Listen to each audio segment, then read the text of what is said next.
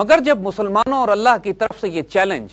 اس وقت کے عیسائیوں کو دیا گیا تو وہ عیسائی حضور صلی اللہ علیہ وآلہ وسلم کے مقابلے پر مباہلہ کرنے کے لیے آئے ہی نہیں، اور صرف حضور کو اور اہل بیت کو دیکھ کر واپس لوٹ گئے کہ ایسی چہروں اور ایسی وجودوں کے ساتھ ہم مقابلہ نہیں کرنا چاہتے کہ اللہ کی لعنت ہم پہ پڑی تو ہم تباہ ہو جائیں گے۔ اس پر حضور صلی اللہ علیہ وآلہ وسلم نے فرمایا، جس کا مفہوم یہ ہے کہ اگر آج عیسائی مقابلے پر آ جاتے تو اس کے بعد دنیا میں کوئی عیسائی باقی نہ رہتا۔ دیکھیے، یہ بھی وہی وزڈم ہے جس کی مثال پہلے بدر کے حوالے سے دی گئی تھی۔ کوئی عیسائی دنیا میں نہ رہتا کا مطلب یہ ہے کہ عیسائی سویلائزیشن کو ختم کر دیا جاتا۔ جنگ بدر میں اللہ کا نام لینے والا کوئی باقی نہ رہتا کا مطلب یہ ہے کہ اسلامک سویلائزیشن کی تباہی ہو جاتی۔ دونوں جگہ اللہ تعالیٰ نے اس بیلنس کو قائم رکھا ہے۔ اسی طرح کی اللہ تعالیٰ کے اسٹریٹجک سٹیک کی مثال ہمیں اس وقت بھی ملتی ہے جب قرآن پاک میں الم تر کیف فعل ربک باصحاب الفیل کے حوالے سے واقع فیل کو بیان کیا گیا ہے کہ جہاں پہ ابرہہ کا لشکر آ رہا تھا اور کوئی فورس بیچ میں نہیں تھی اس کو روکنے کے لیے، اور خانہ کعبہ کی تباہی کا اندیشہ تھا، اس وقت بھی اللہ تعالیٰ براہ راست ڈائریکٹلی انٹروین کرتا ہے اور ابابیلوں کے ذریعے اس لشکر کو تباہ کر دیا جاتا ہے جو اللہ تعالیٰ کے گھر کو تباہ کرنے آتا ہے۔ دیکھیے، اس بات کو بھی غور سے سمجھیے گا کہ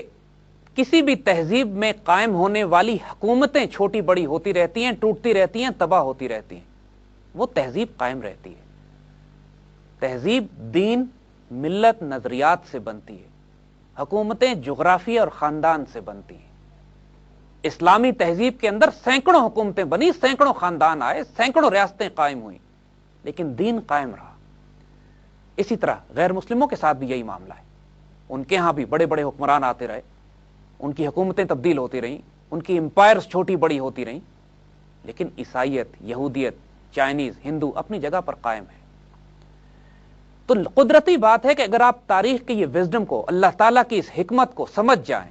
کہ اس کسی بھی اسٹریٹجک تہذیب کو وہ ختم نہیں کرے گا، تو پھر کتنے بھی حالات خراب ہوں، کتنی بھی مایوسی طاری ہو جائے، انسان کو یہ امید ہوتی ہے کہ کوئی نہ کوئی اللہ کی طرف سے ڈائریکٹ ڈیوائن انٹرونشن، براہ راست ایک روحانی دخل دیا جائے گا صورتحال کو سٹیبلائز کرنے کا۔ اور اس کی مثالیں 1400 سال کی تاریخ میں ہم مسلسل دیکھتے چلے آئے ہیں۔ ایسے ایسے موقعوں پر جب تاریخ اندھیرے ہوا کرتے تھے، جب منگولوں نے پوری عالم اسلام کو تباہ و برباد کر دیا اور کوئی فورس اسلامی ورلڈ میں موجود نہیں تھی ان کا مقابلہ کرنے کے لیے، تو بہت بڑی منگول فوج ہی کو مسلمان کر دیا۔ یہ ڈیوائن ہیلپ نہیں ہے تو اور کیا تھا؟ جب پوری امت مسلمہ میں تاریکی اور اندھیرے تھے تو ہر وقت، ہر دور میں کوئی مجدد، کوئی ریفارمر، کوئی اللہ کا ولی، کوئی جنرل، کوئی درویش ایسا پیدا ہوتا رہتا ہے کہ جو امت مسلمہ کی عزت اور آبرو کی حفاظت کے لیے چٹان بن جاتا ہے۔ یہ قدرت کا ایک ایسا مستند قانون ہے جو 1400 سال میں مسلسل ہوتا رہا ہے، اور کبھی ہم نے اس سنت کو ٹوٹتے ہوئے نہیں دیکھا۔ اسی طرح تاریخ کے اس پس منظر میں پھر ہم دیکھ سکتے ہیں کہ جب مسلمانوں کے اولین قرون اولیٰ کے عروج کے دور، قرون وسطیٰ کے سٹیبلٹی کے دور، اور بعد میں آنے والے وقت میں پچھلے 250-300 سال کے وقت عرصہ جو گزرا ہے، اس میں امت کے زوال کے وقت کے بعد اب ہم جس دور میں ہیں، یہ دور غیر معمولی طور پر اہمیت کا حامل ہے کہ اب مسلمانوں کے عروج کا دور شروع ہو چکا ہے۔ اس کی سب سے بڑی نشانی علامہ اقبال کے 2 خواب تھے، ایک پاکستان کا بننا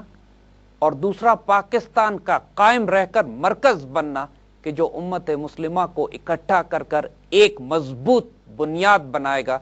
حرم کی پاس ایک ہو مسلم حرم کی پاسبانی کے لیے نیل کے ساحل سے لے کر تابہ خاک کے کاشغر، اس کا مرکز پاکستان ہے۔ پاکستان کا بن جانا معجزہ ہے، اس کا بچ جانا معجزہ ہے، اس کا نیوکلیر پاور ہو جانا معجزہ ہے۔ اور اس وقت اگر آپ پورے تاریخی پس منظر میں دیکھیں تو امت مسلمہ کی آخری چٹان اور امید پاکستان ہے۔ پاکستان کو کچھ بھی نہیں ہو سکتا انشاءاللہ، کیونکہ اگر پاکستان کو کچھ ہو گیا تو وہی ہوگا کہ جو بیٹل آف بدر کے بعد ہونا تھا اگر مسلمان شکست کھا جاتے، تو وہی ہونا تھا، وہی ہوگا اگر اللہ نہ کرے پاکستان کو نقصان پہنچا جو بیٹل آف مینزیکرٹ کے بعد ہونا تھا۔ اللہ نہ کرے اگر پاکستان کو نقصان پہنچا تو پھر وہی ہوگا کہ جو جنگ عین الجالوت میں اگر مسلمانوں کو شکست ہوتی تو ہوتا۔ اللہ کا اسٹریٹجک سٹیک انوالوڈ ہے پاکستان کے ساتھ۔ امت مسلمہ کا تمام امیدوں کا مرکز ہے، اس تہذیب کی حفاظت اس پاکستان کے اوپر ڈال دی گئی ہے۔ اطمینان رکھیے گا، اللہ کے فضل سے کچھ نہیں ہونے والا اس پاکستان کو۔ امید رکھیں اللہ تعالیٰ اس کا محافظ ہونے کے بہانے